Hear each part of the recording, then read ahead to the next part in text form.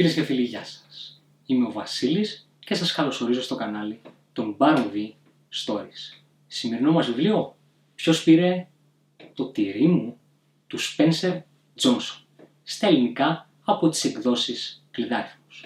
Το βιβλίο είναι πολύ μικρό, όπως βλέπετε, και σε λίγες ώρες, πολύ ευχάριστα, θα το έχετε διαβάσει. Να ξεκινήσουμε με τα περιεχόμενα του βίντεο. Πρώτον, εισαγωγή. Δεύτερον, περίληψη, σχόλια. Τρίτον, γιατί αξίζει να διαβάσουμε το βιβλίο. Τέταρτον, σε μία φράση, ποιο είναι το νόημα του βιβλίου. Πάμε! Το βιβλίο είναι μια απλή και διασκεδαστική ιστορία που αποκαλύπτει βαθιές αλήθειες για τις αλλαγές στη ζωή μας. Οι 4 χαρακτήρες της ιστορίας μας είναι 2 ποντικάκια και 2 ανθρωπάκια, τα οποία αναζητούν το τυρί μέσα στο λαβύρινθο. Το τυρί, για όσους αναρωτιέστε, είναι η μεταφορά για όλα όσα επιθυμούμε να αποκτήσουμε στη ζωή μας. Μια καλή θέση, χρήματα, σπίτι, σχέση, καλή υγεία, οικογενειακή γαλήνη.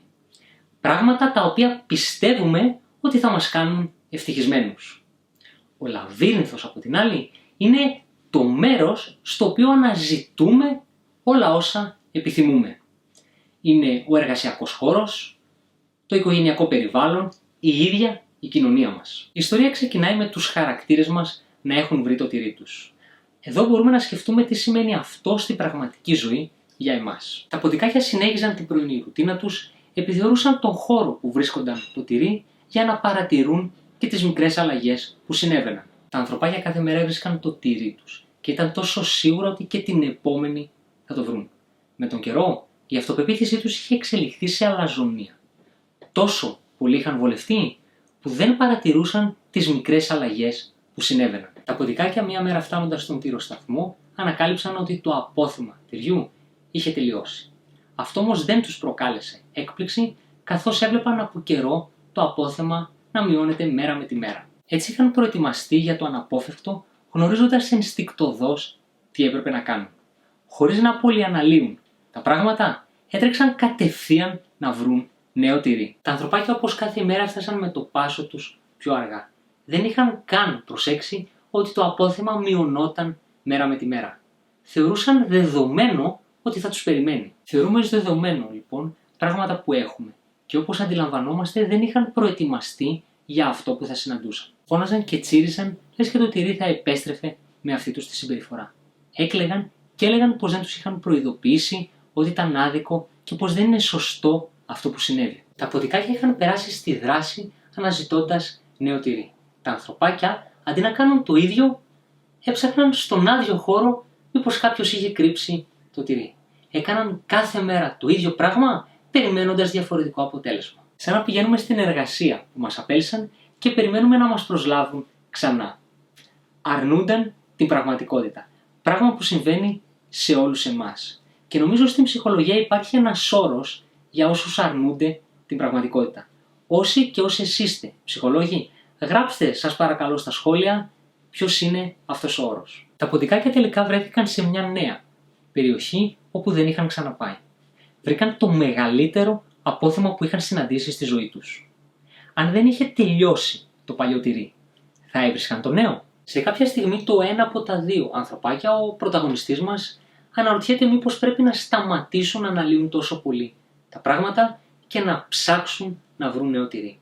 Το δεύτερο ανθρωπάκι αρχίζει και φοβάται και βρίσκει δικαιολογίες. Φοβάται μήπως δεν βρούνε νέο τυρί. Μερικές φορές ο φόβος, όταν μας οδηγεί στη δράση, είναι σύμμαχός μας. Όταν μας κρατάει στάσιμους, δεν είναι καλό πράγμα. Ο πρωταγωνιστής μας πλέον αποφασίζει να πάρει την κατάσταση στα χέρια του, αντί να περιμένει τις εξελίξεις να του συμβούν. Το ανθρωπάκι άρχισε να καταλαβαίνει πως όταν έρχεται η αλλαγή, είτε θα της αντισταθείς αν πιστεύεις ότι θα σε βλάψει, είτε να την αποδεχθείς αν πιστεύεις ότι θα σε ωφελήσει. Αφού ξεπεράσεις το φόβο, αντιλαμβάνεσαι πως το νέο τυρί είναι μπροστά σου και σε περιμένει. Αν τα ανθρωπάκια βρήκαν το τυρί, το αφήνω να το ανακαλύψετε διαβάζοντας το βιβλίο. Γιατί αξίζει να διαβάσουμε το βιβλίο? Για 3 λόγους. Πρώτον, για να σκεφτούμε, εμείς ως ανεξάρτητοι παρατηρητές, πώς κρίνουμε τη συμπεριφορά των 4 ηρώων μας? τι θα συμβουλεύαμε τα ανθρωπάκια να κάνουν. Δεύτερον, για να σκεφτούμε στο παρελθόν, σε αντίστοιχες καταστάσεις, τι κάναμε. Βλέπαμε την αλλαγή ως ευκαιρία ή αρνούμασταν ό,τι συμβαίνει. Και τρίτον, για να σκεφτούμε στο μέλλον, σε αντίστοιχες καταστάσεις, τι θα κάνουμε, πώς θα τις αντιμετωπίσουμε. Θα γκρινιάζουμε για το παλιό τυρί ή θα αναζητήσουμε το νέο τυρί. Περιμένω τις απόψεις στα σχόλιά σας. Σε μία φράση, ποιο είναι το νόημα του βιβλίου? Οι αλλαγές συμβαίνουν συνεχώς στη ζωή μας. Θα πρέπει να μάθουμε να τις περιμένουμε με ψυχραιμία.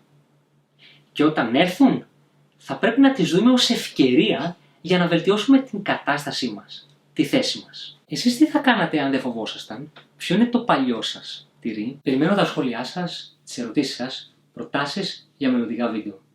Αν βρήκατε ενδιαφέρον το περιεχόμενο, νιώστε άνετα να μοιραστείτε το σύνδεσμο με όσους πιστεύετε ότι θα τους φανεί χρήσιμο. Να περνάτε υπέροχα και να είστε αισιόδοξοι.